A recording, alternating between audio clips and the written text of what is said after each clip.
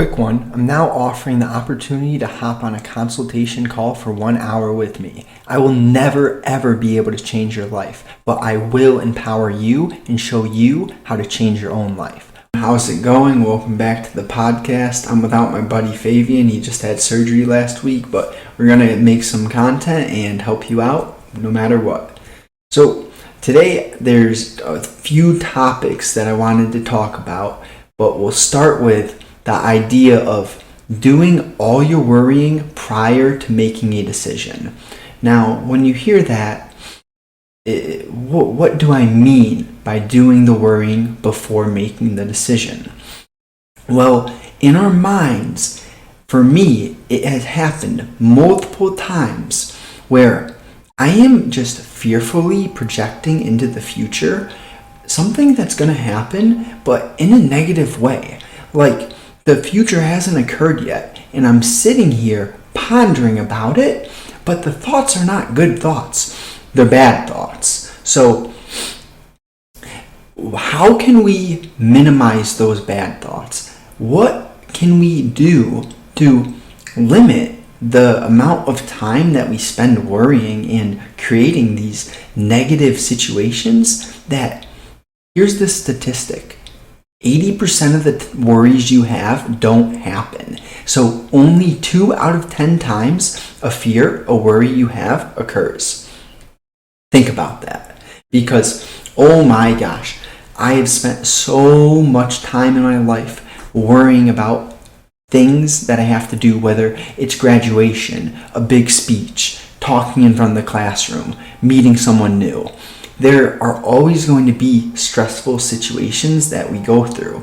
And by at least not spending time worrying prior, I promise you, everything turns out so much better, more enjoyable, and just a happier time when you don't spend continuous minutes and hours stressing about the future.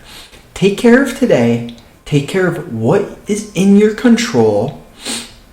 Let's say that you're worrying about going and speaking in front of a crowd of people. Well, that is common. That's something that is stressful. But what do you have to do to control that? Well, number one, study and prepare your information. So rather than worrying about, oh, is this person going to judge me? Wow, the teacher might not like my voice. Things that are out of your control. Study what you're going to say. Have confidence in your preparation to the point where when that time occurs, when it is ready to get and do the stressful act, you say, well, I prepared. I'm ready for this. I trust my preparation. Let's do it. So that's a simple example of how worrying, and it's so common because for some reason the brain just tends to be fearful. It tends to be fearful. Maybe it's because we did not always have the luxuries that we have today. You know, back in the day, we actually had to listen and, as a hunter and gatherer, be very conscious of any noise because it could be a deadly animal. Now we have protection and we have a better environment that we don't need to be so fearful. And our brain hasn't evolved. What I like to call this is the monkey brain. And it's our job to upgrade that by studying the new information. We have videos, we have books. There's so much information and wisdom out there shared by people who have spent their whole lives or, just substantial periods of time educating themselves on topics. The world is so much more safe and better now. So that doesn't mean our amygdala doesn't continue to work. We still have the fear-producing factors within our brain. So just in general, fear is never going to be something that helps you, that makes you grow, that urges you to push your limits, to try new things. It's always going to be that bitch voice, that ego. It's going to make you feel like you can't do it. And it's our duty to realize, okay, that is not the truth. Even though I'm fearful, I'm imagining negative situations occurring and playing out, trust that as long as you do the work, the preparation, and you know you're confident, you have nothing to worry about. So it's just no benefits come from worrying. I really would encourage that any moment, any time that one is just stressing out, ask yourself a few questions. Is this something I can control? If it isn't in your control at all, what can you do? Because sometimes even when it seems like it is completely out of our control, we can do something. Whether it's changing what you're eating, or let's say that someone is always rude to you. They don't like you for some reason. That might be out of your control, but what can you control? The way you perceive their information. If someone is bullying you and mean to you, instead of being upset, instead of being a victim that they are mean and they don't like you, maybe you can dive deeper into the situation and do some conscious reflection. Maybe this poor person has a father or a mother who are absolutely horrible to them, and that is not an uncommon situation. So you have a kid who is mistreated, and he puts his insecurities onto other kids, which may be you.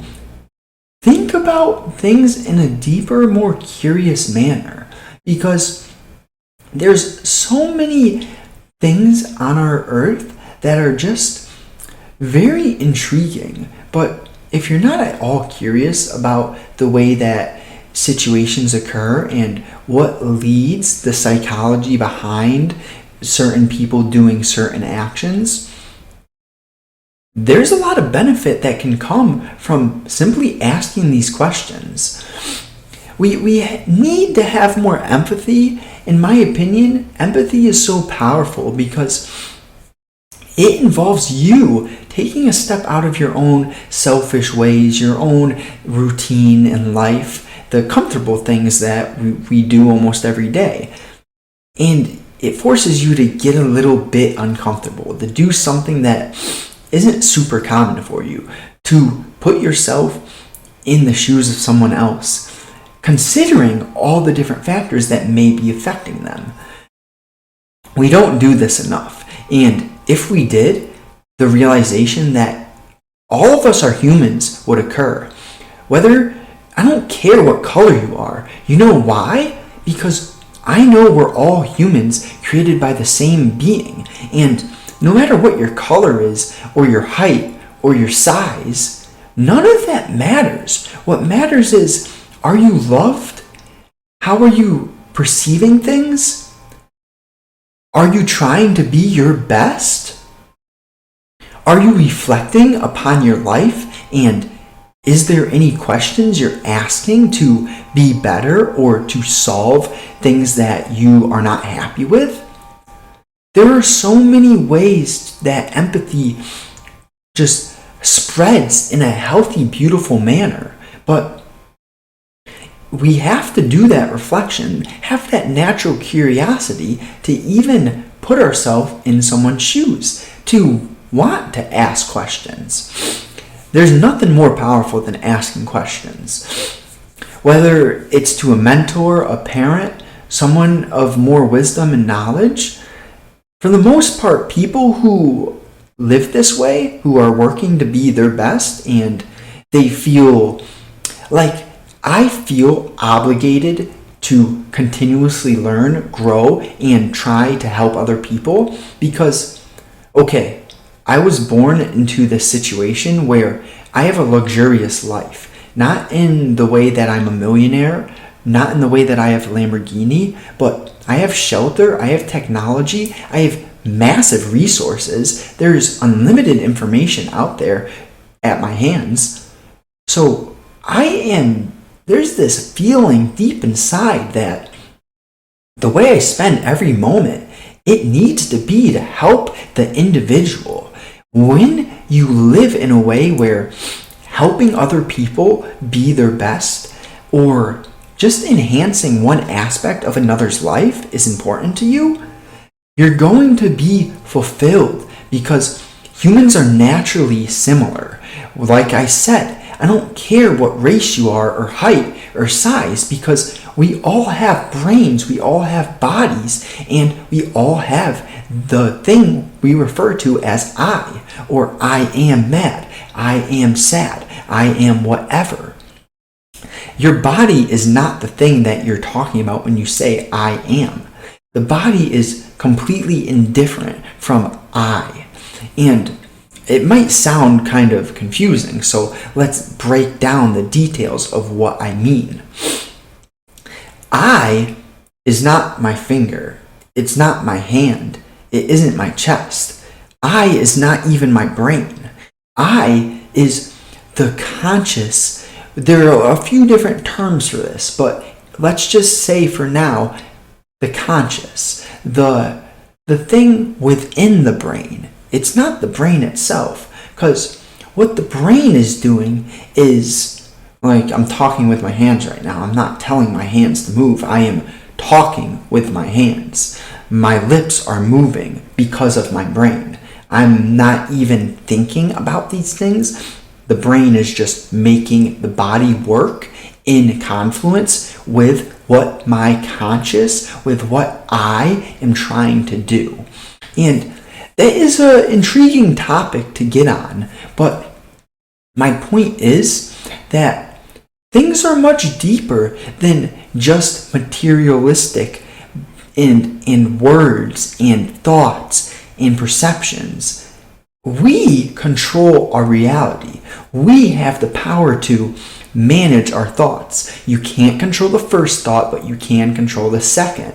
So these are all interesting concepts, but there's just a deeper thing behind life, behind what you do, how you carry yourself, the way you speak to other people, the drive within.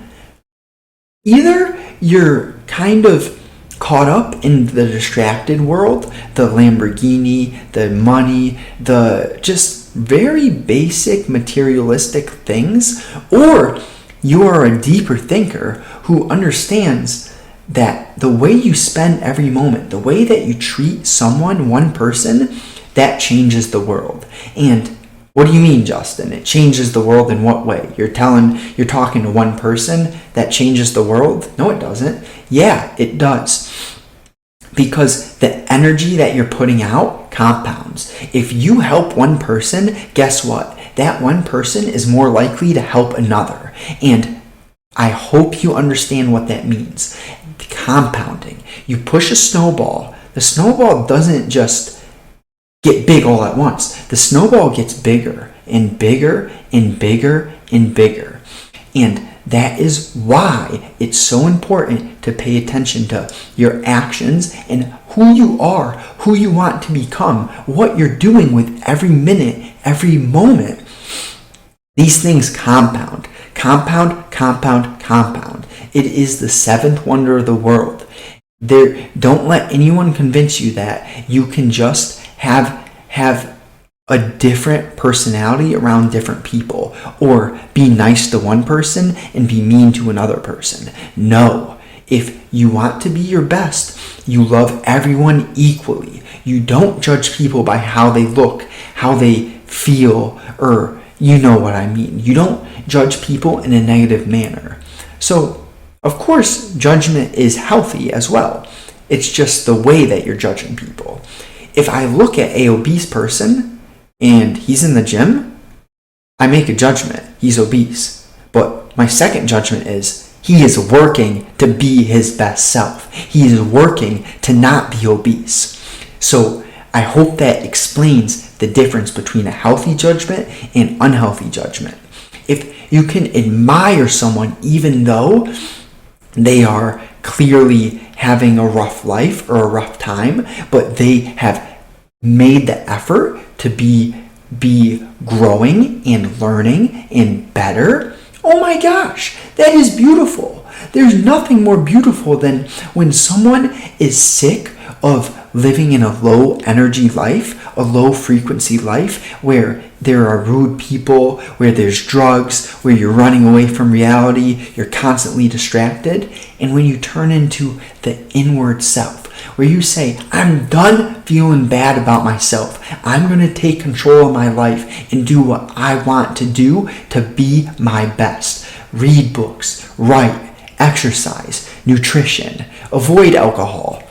Except for celebrations, I'm not saying you don't celebrate. Celebrate is the word, because you don't drink alcohol for no fucking reason. You drink it to celebrate because you earned it, because you worked hard for it. So I freaking ranted a bit, but there were some very good points in this. Let's wrap it up. What are the final points that you should really take away from this episode?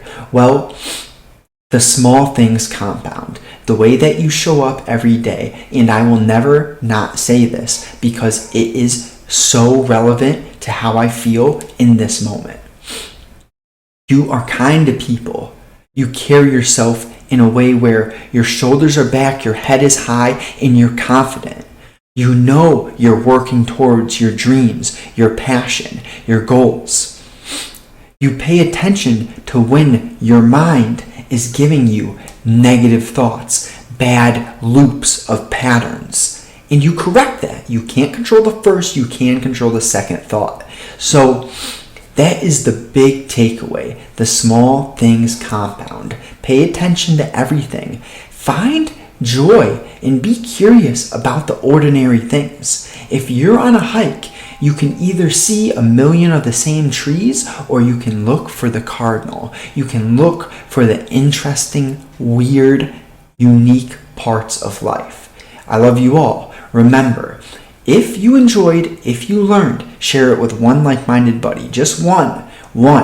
And go on the podcast, whether it's Spotify, Apple, Google, scroll to the bottom and just leave a quick rating.